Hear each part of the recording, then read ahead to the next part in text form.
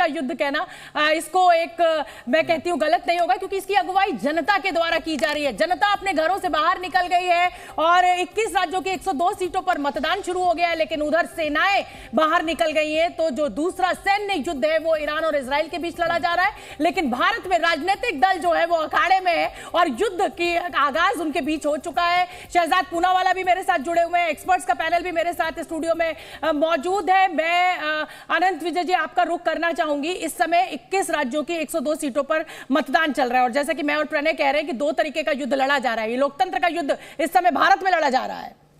आप लोग बिल्कुल सही कह रहे हैं, लेकिन बस एक चीज ध्यान रखना चाहिए कि एक युद्ध सृजन के लिए हो रहा है और दूसरा युद्ध विनाश के लिए हो रहा है। बहुत बड़ी बात। एक में कुछ लोकतंत्र गाढ़ा होगा, देश पूरी दुनिया पर उसका सकारात्मक प्रभाव पड़ेगा, और दूसरी तरफ जो युद्ध हो रहा है जो इजराइल और ईरान के बीच है उसका बहुत ही नकारात्मक प्रभाव पड़ेगा और पूरी दुनिया उससे प्रभावित होगी। उम्मीद ये की जानी चाहिए कि भारत के लोकतंत्र का जो युद्ध जिसको आप लोग कह रहे हो, इस युद्ध का जो सकारात्मक परिणाम होगा वो उस नकारात्मक परिणाम पर भारी पड़ेगा और भारत इसमें एक लीड लेने का प्रयास करना चाहिए। और मुझे लगता है कि भारत को लीड लेने का प्रयास करना ही होगा, क्योंकि जिस प्रकार से दुनिया दो ध्रुवों में बटी हुई है उसमें भारत और भारत जैसे अन्य देश जो पहले बड़ी और महत्वपूर्ण बात कर रहे हैं अनंत विजय, आपकी भारत का असर जरूर होगा और भारत ये लगातार कहता भी रहा है। अभी कुछ दिनों पहले भारत ने भी एक बार फिर अपील की थी इजराइल और ईरान दोनों से ही कि इस मामले के अंदर शांति और बातचीत से मामले को सुलझाया जाना चाहिए, लेकिन इस समय दोनों ही जगह पर कहा जा सकता है कि जो डोमेस्टिक पॉलिटिक्स है वो इस कदर हावी है कि दोनों ने सैन्य रास्ते को अपनाया है। लेकिन शहजाद पूनावाला का रुख कर लेते हैं। शहजाद, ये जो तनाव बढ़ रहा है, इन दोनों ही खबरों की तस्वीरें हम दर्शकों को दिखा रहे हैं। एक तरफ भारत के अंदर इस समय चुनाव चल रहा है, जिसे कहा जा सकता है कि ये सबसे बड़ा चुनाव है धरती पर अब तक का मानव इतिहास का, लेकिन क्या दुनिया पर हो रहे इस घटनाक्रम का भी इस चुनाव के जरिए एक सकारात्मक असर होगा? सबसे पहले तो मैं आपसे थोड़ा सा डिफर करूंगा। मैं लोकतंत्र का युद्ध नहीं मानता, मैं इसको लोकतंत्र का सबसे बड़ा पर्व मानता हूं और कोई भी पर्व की शुरुआत मैं जय श्री राम से करता हूं। तो सभी दर्शकों को आपके जय श्री राम। और देखिए ना, दरअसल ये चुनाव राम लल्ला का ही चुनाव। अब राम हर बात की शुरुआत जो है वो चुनाव प्रचार से कर लेते हैं शहजाद, ये आपकी खासियत है। आज जय श्री राम आपने कहकर चुनाव प्रचार एक बार फिर कर दिया है। वहां सीटों पर मतदान चल रहा है और यहाँ आपने अपना एजेंडा सेट कर दिया। शोभना जी, क्या जय श्री राम केवल भाजपा के हैं क्या? और जय श्री राम से चुनाव कैसे शुरू किया जाता है? जय श्री राम तो हमारे घर घर का नारा है। मेरे महाराष्ट्र में राम राम कहते हैं, आपके यहाँ पे राम राम सा कहते होंगे। ये राम से हमें एलर्जी क्यों है? कई लोगों को है, रोम वालों को हो सकती है, राम वालों को तो कभी एलर्जी नहीं। किसी को एलर्जी नहीं है, किसी को एलर्जी नहीं है। सिर्फ आप लोगों को ये बताते हैं कि देखिए राम सिर्फ मेरे हैं, आपके नहीं है। आप भी एक बार मिलके सभी लोग बोले जय श्री राम। अच्छा देखिए, मैं क्या कह रहा था, मैं तो इतना कह रहा था, अजीज भाई भी बोले जय श्री राम। मैं जय श्री राम मंदिर में बोलती हूँ सर, स्टूडियो में नहीं बोलती हूँ, ना किसी चुनावी मैदान में, ना किसी नेता के साथ इंटरव्यू में बोलती हूँ। मैं अपने मंदिर में ये जो उद्घोष आप कह रहे हैं वो मैं बोलती हूँ और बहुत शान के साथ और प्यार के साथ, मोहब्बत के साथ बोलती हूँ। शोभना, वो एक जगह बता दो जहाँ राम उपस्थित नहीं है। एक जगह बता दो। आपके स्टूडियो में भी राम है, आपके मन में भी राम है। रावण जहां से निकालोगे वहां आपको रोकना चाहूंगी, हर जगह की सही जगह और सही वक्त तो होता है। बेडरूम आदमी सोने के लिए इस्तेमाल करता है, किचन का इस्तेमाल खाना बनाने के लिए किया जाता है और मंदिर का इस्तेमाल जय श्री राम कहने के लिए किया जाता है। हर जगह हर चीज की सही जगह और सही वक्त होता है।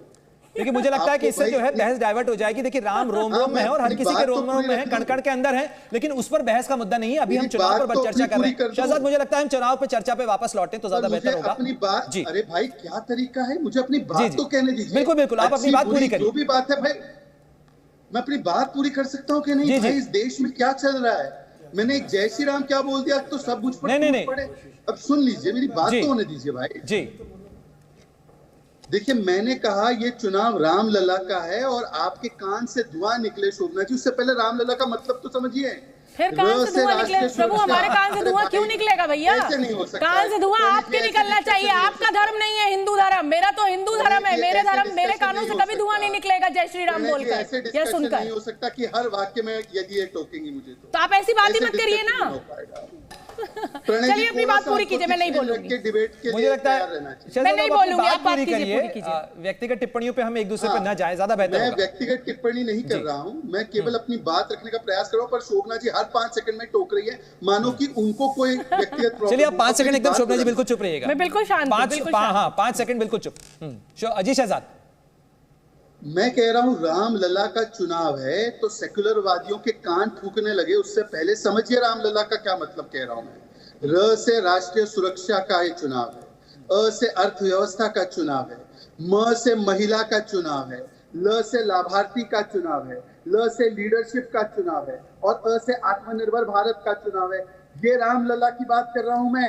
आप लोगों ने मुझे ऐसा मानना शुरू कर दिया मानो कि मैंने अपने 500 वर्ष के बाद मंदिर मांग लिया, तो सभी लोग कहने लगे आरएसएस का इवेंट है, ये बीजेपी का इवेंट है, इसमें बोल भी नहीं सकते, रामलला का अस्तित्व ही नहीं होता है। अरे इतना आक्रमण करोगे क्या? अच्छा, बाकी की बात केवल इतना कहूंगा कि पहले सभी वोटर जो है मतदान करे, फिर जलपान करे, और रामलला के लिए हमने लगातार जो 10 वर्ष काम किया है उसका चुनाव है। इसलिए जब आज भी परिस्थितियां कठिन होती है तो वैश्विक परिस्थितियां शहजाद आएंगे आपके पास, अजीज खान साहब भी जुड़े हुए हैं और एक अफगानिस्तान। जी बिल्कुल शहजाद आएंगे आपके पास, अजीज खान साहब भी हमारे साथ जुड़े हुए हैं। तो दिखाया उसमें आप देख सकते हैं कि टेम्पलेट कैसे बदला है। 26/11 के बाद हम मौन रहते थे, आज सर्जिकल स्ट्राइक और पुलवामा के बाद बालाकोट एयर स्ट्राइक करते हैं। शोभना जी धन्यवाद, जय श्री कृष्णा आपको। जय श्री कृष्णा। चलिए शहजाद, मैं आपको जय श्री कृष्णा बोल देती हूँ स्टूडियो में बैठ के, हालांकि मैं बोलती नहीं हूँ, मैं बोलती नहीं हूँ, लेकिन चलिए ठीक है, कोई बात नहीं। आज आपका दिन है, आज चुनावी दलों का दिन है, जनता का दिन है, सब निकले हुए हैं मतदान के लिए।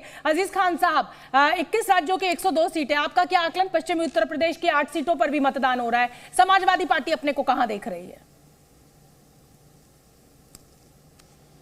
देखिए शोभना जी, बहुत स्पष्ट है इस बार का जो चुनाव है। हमने पहले भी कई बार कहा और अभी भी मैं कह रहा हूं कि वोटर बहुत साइलेंट है, अंडर करंट है, और वो अंडर करंट कहीं ना कहीं शहजाद पूना वाले के चेहरे पे वो करंट दिख रहा है। वो करंट ऐसे दिख रहा है कि साहब जय श्री राम आप कहिए, स्टूडियो में जो लोग बैठे हैं वो कहें, अजीज खान कहें। अरे इनको शायद ये पता नहीं है कि जिस मुल्क में हम रह रहे हैं इस मुल्क की खूबसूरती है, यहां कण कण में राम है, विद्यमान है। साहब ये बताएंगे, ये सिखाएंगे।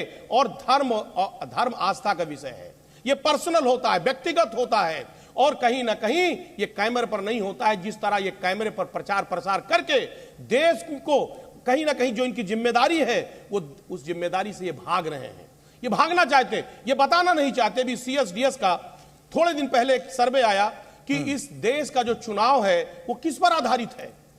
बहुत स्पष्ट जिस तरह सर्वे में आया है, रिकॉर्ड आया है कि 27% आया हुआ है कि बेरोजगारी पर चुनाव पूरी तरह से। चलिए इन आंकड़ों और इबारत पर भी बात करेंगे अजीज खान साहब। इस समय प्रतिक्रियाएं जो है, जो उम्मीदवार हैं जो चुनाव लड़ रहे हैं, जरा उनकी भी बात सुन लेना चाहिए। पौड़ी गढ़वाल से बीजेपी के उम्मीदवार हैं अनिल बलूनी। उन्होंने कहा कि कांग्रेस हमारे लिए कोई चुनौती नहीं है, और साथ ही उन्होंने कहा कि चुनाव में एनडीए की भारी जीत होगी। तमाम दावे किए जा रहे हैं। जी न्यूज़।